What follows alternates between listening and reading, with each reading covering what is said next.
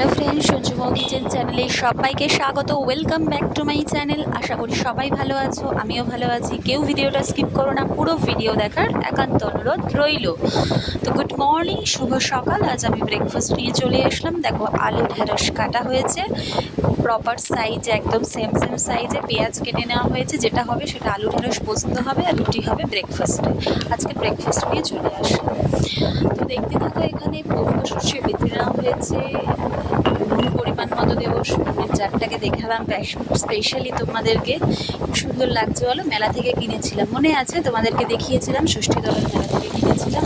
আচ্ছা, পরিমাণ মতো তেল দিয়ে নিচ্ছি। গল্প তো হতেই থাকবে, আগে রান্নাটা করে নিই। পরিমাণ মতো তেল দিয়ে নিচ্ছি, তার সাথে পেঁয়াজ দিয়ে নিলাম। পেঁয়াজ দেওয়া হবে। আচ্ছা, পেঁয়াজ যদি বেশি পরিমাণে দেওয়া হয়, কালো জিরে না দেওয়া হলেও চলবে। তো আমি সেই কারণে পেঁয়াজটা বেশি দিয়েছি, কালো জিরে আর দিইনি। তো পেঁয়াজটাকে ভালো করে নাড়িয়ে চাড়িয়ে নেব। তো যেটা বলছিলাম, ওটা ষষ্ঠীতলার মেলা থেকে কিনেছিলাম, তোমাদের সাথে কাপ শেয়ার করেছিলাম, তারপরে পুতুল শেয়ার করেছিলাম, মেলা থেকে কেনা হয়েছিল। তো সেটাই আমাদের কিচেনে জার হিসেবে রাখা হয়েছে। তো এই দেখো, পেঁয়াজটাকে ভালো করে ভেজে নেওয়া হয়েছে। এবারে আলু ঢ্যাঁড়স যে কেটে নিয়েছিলাম, আর যদি বড় ঢ্যাঁড়স হয় 3 টুকরো পড়বে, ছোটো ঢ্যাঁড়স মিডিয়াম হলে 2 টুকরো। মানে একেবারে ছোটো মিডিয়াম গোটাটাই দিতে হবে। আলু সেরকম সেম পরিমাণে করে নেবে। আর বাইরে চারিদিকে সাউন্ডটা একটু অ্যাভয়েড করো। চারিদিকে একটু সাউন্ড শোনা গেলে কিছু মনে করো, নিজে মনে করে ভুল ত্রুটি ক্ষমা করে দেবে। আচ্ছা, এই যে ভালো করে এবার নেড়ে ছেড়ে নেওয়া হচ্ছে, ভালো করে ভেজে নেওয়া হবে। আলু ঢ্যাঁড়সটাকে নুন দিয়ে ভেজে নেবো, হলুদটা পরে দেবো। তারপর সাথে হবে রুটি। এই যে হলুদ দিয়ে দিলাম পরিমাণ মতো। হলুদটা পরিমাণ মতো দিয়ে দেওয়া হলে এবার নাড়িয়ে চাড়িয়ে নিচ্ছি। ধরে দেখতে থাকো।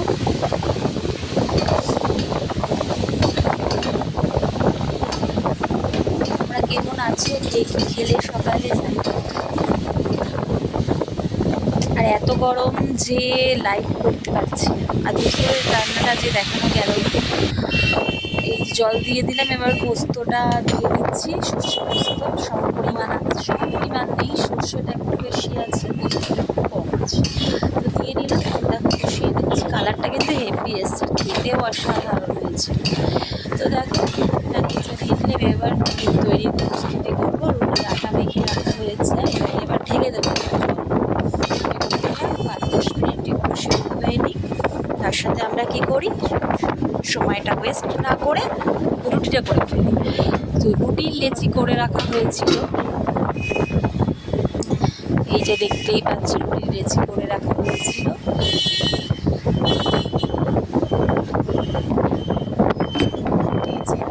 বেলে নিচ্ছি, এবার গুঁড়ো দিয়ে বেলে নিচ্ছি। তাওয়াটা বসিয়ে দিয়েছি,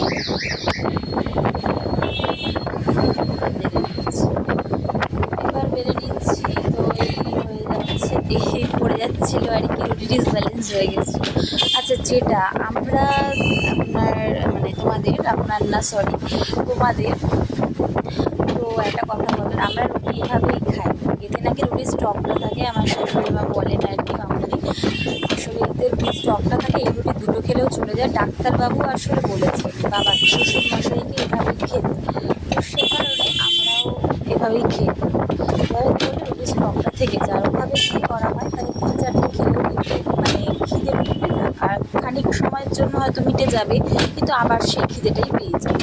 তো এভাবে করলে খিদেটাও মেটে, পেটটাও ভর্তি থাকে, আর কোনো কাজে গেলে সেটা সুস্থিপূর্ণভাবে করা যায়। তো সেটাই বলার ছিল। এইগুলো হয়ে আসলো, তরকারিটাও হয়ে আসছে। ভালো লাগলে লাইক কমেন্ট শেয়ার করে দিও বন্ধুরা। নতুন বন্ধুরা সাবস্ক্রাইব করতে ভুলো না যেন, পাশে থাকা বেল আইকনটা প্রেস করে দিও। নতুন নতুন ব্লগ তোমাদের কাছে চলে আসবে। আর এই যা গরম, মোবাইল একদম আগুনের সামনে নেওয়া যাচ্ছে, তাই লাইভ করতে পারছেন, একটু গরম করলে নিশ্চয়ই আসবে। টাটা।